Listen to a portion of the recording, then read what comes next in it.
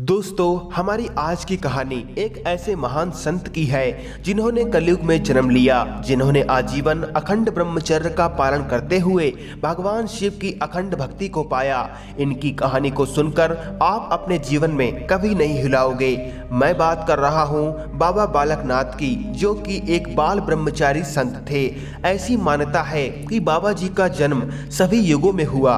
हर युग में इनको अलग अलग नाम से जाना गया।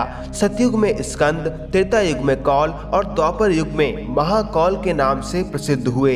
इन्होंने अपने हर जन्म में निर्धन और असहाय लोगों की सहायता की और प्रत्येक जन्म में बाबा बालकनाथ जी भगवान शिव के परम भक्त कहलाए। कलयुग में बाबा बालकनाथ जी ने गुजरात काठियावाद में देव के नाम से जन्म लिया। इनकी माता का नाम लक्ष्मी और पिता का नाम वैष्णव वैस था। बचपन से ही बाबा जी अध्यात्म में लीन रहते थे। यह सब देखकर उनके माता पिता को चिंता हुई कि कहीं मेरा पुत्र आगे चलकर वैराग धारण ना कर ले। इसीलिए इनके माता पिता ने उनका विवाह करने का निश्चय किया। उस समय बाबा जी को लगा कि अगर मैं घर में रहकर भगवान शिव की भक्ति करूंगा, अखंड ब्रह्मचर्य का पालन करूंगा, तो मेरे घर वाले मेरा विवाह करा देंगे। मैंने तो अखंड ब्रह्मचर्य में रहने का संकल्प लिया है, इसीलिए मैं विवाह नहीं कर सकता। जिस तरह द्वापर युग में गंगा पुत्र भीष्म पितामह ने आजीवन अखंड ब्रह्मचर्य का संकल्प लिया और अपने ब्रह्मचर्य को बचाने के लिए उन्होंने राज सिंहासन का त्याग करके जीवन बिताया और ना चाहते हुए भी महाभारत का कारण बने। इसीलिए बाबा बालकनाथ जी ने भी अपना ब्रह्मचर्य संकल्प बचाने के लिए अपने माता पिता के विवाह प्रस्ताव को अस्वीकार कर दिया और एक दिन रात्रि के समय चुपके से घर परिवार को छोड़कर परम सिद्धि की राह पर निकल पड़े।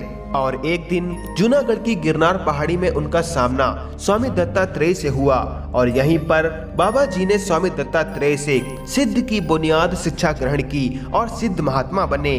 तभी से उन्हें बाबा बालकनाथ जी कहा जाने लगा। बाबा जी के विषय में द्वापर युग की एक कथा बहुत प्रचलित है, जिसके अनुसार महाकौल जब भगवान शिव के दर्शन करने कैलाश पर्वत की ओर जा रहे थे, तब रास्ते में उनकी भेंट एक वृद्धा से हुई। वृद्धा ने जब बाबा जी की हालत को देखा तो उनके मन में दया आ गई और वो उन्हें अपनी झोपड़ी में ले गई और 12 घड़ी तक उनकी सेवा की। वृद्धा ने जब बाबा जी से पूछा कि आप कहाँ जा रहे हैं, तो बाबा जी ने बताया कि मैं भगवान शिव के दर्शन के लिए घर से निकला हूँ। वृद्धा स्त्री को जब बाबा जी की इच्छा का पता चला कि वह भगवान शिव से मिलने के लिए जा रहे हैं, तो उस वृद्धा ने उन्हें मानसरोवर नदी के किनारे तपस्या करने की सलाह दी और बाबा जी को बताया कि माता पार्वती अक्सर इस मानसरोवर में स्नान के लिए आती हैं। आप माँ पार्वती से शिव जी से मिलने का उपाय पूछ सकते हैं। तब बाबा जी ने प्रसन्न होकर उस वृद्धा से कहा कि आपने मुझे भगवान शिव से मिलने का उपाय बताया है और 12 घड़ी तक आपने मेरी सेवा की है, इसीलिए मैं कलयुग में जब अवतरित होऊंगा तो 12 घड़ी सेवा का ऋण मैं आपका अवश्य चुकाऊंगा। इसके बाद बाबा जी ने मानसरोवर के किनारे तपस्या करनी शुरू की और माता पार्वती से शिव जी से मिलने का उपाय पूछा। माता पार्वती ने उन्हें तपस्या करने की सलाह दी। महाकौल की भक्ति और लगन को देखकर शिव जी ने प्रसन्न होकर आशीर्वाद दिया कि उन्हें कलयुग में सिद्ध प्रतीक के रूप में पूजा जाएगा और चिर आयु तक बालक की छवि में रहने का वरदान दिया। कलयुग में जब बाबा जी ने जन्म लिया तो इन्होंने अपने ब्रह्मचर्य के बल से एक से बढ़कर एक चमत्कार को कर दिखाया। उसी में से एक चमत्कार को मैं आपको बताने जा रहा हूँ। द्वापर युग में जिस वृद्धा से बाबा मिले थे और मार्गदर्शन मिला था, कलयुग में उसी माता रत्नों से मिलने बाबा जी सहतलाई जा पहुँचे और उनसे उनकी गाय चराने का आग्रह किया। माता रत्नों बाबा को गाय चराने के बदले छाछ और रोटियां देती थी, परंतु बाबा भगवान की भक्ति में इतने लीन रहते थे कि वे रोटी खाना भी भूल जाते थे। यह सिलसिला लगातार 12 वर्ष तक जारी रहा। एक दिन की बात है, बाबा जी तपस्या में लीन हो गए। इसी दौरान गायों ने किसानों की फसल खा ली और बर्बाद कर दी। किसानों ने गुस्से से भरकर मां रत्नों के पास जाकर शिकायत की कि आपका पुत्र समाधि में लगा रहता और इधर आपकी गायों ने मेरी फसल को बर्बाद कर दिया।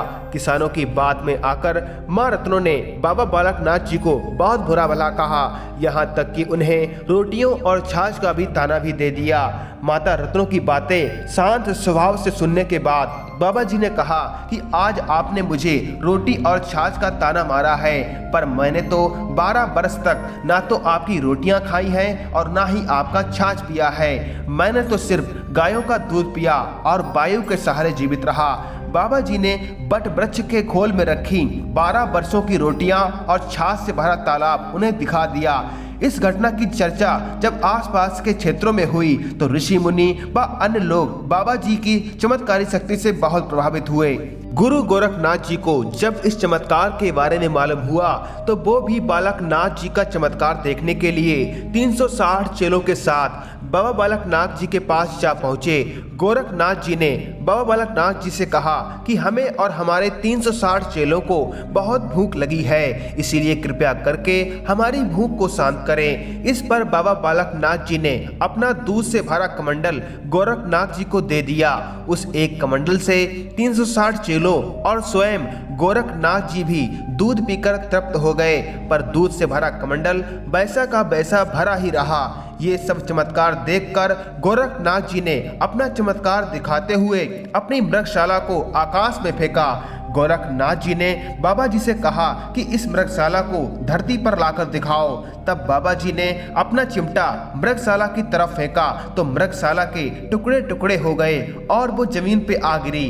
गोरखनाथ जी का अहंकार चूर चूर हो गया, क्योंकि गोरखनाथ जी को भी अपनी शक्तियों पे बहुत मान था। मैं हूँ गुरु जगत का बड़ा अभिमान था। इसीलिए शिव जी ने बाबा बालकनाथ जी के द्वारा उनके अहंकार का नाश कर दिया।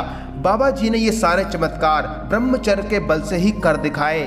उनके अंदर तपस्या करने की सामर्थ्य, 12 वर्ष तक केवल दूध पीकर जीवित रहना, ये सब सहन शक्ति उन्हें ब्रह्मचर्य के पालन से ही प्राप्त हुई। अगर वो बाल ब्रह्मचारी ना होते तो उन्हें भगवान शिव की अनंत भक्ति की प्राप्ति कभी नहीं होती। ब्रह्मचर्य की वजह से ही बाबा बालकनाथ जी आज भी इस धरती पर जीवित है। पर आजकल के नवयुवक तो ब्रह्मचर्य का पालन करना तो दूर, इसका नाम तक सुनना नहीं चाहते और धैर्य से ब्रह्मचर्य का नाश करते हैं। ब्रह्मचर्य वो अमृत है जिसका पान करने से मनुष्य पाप मुक्त हो जाता है।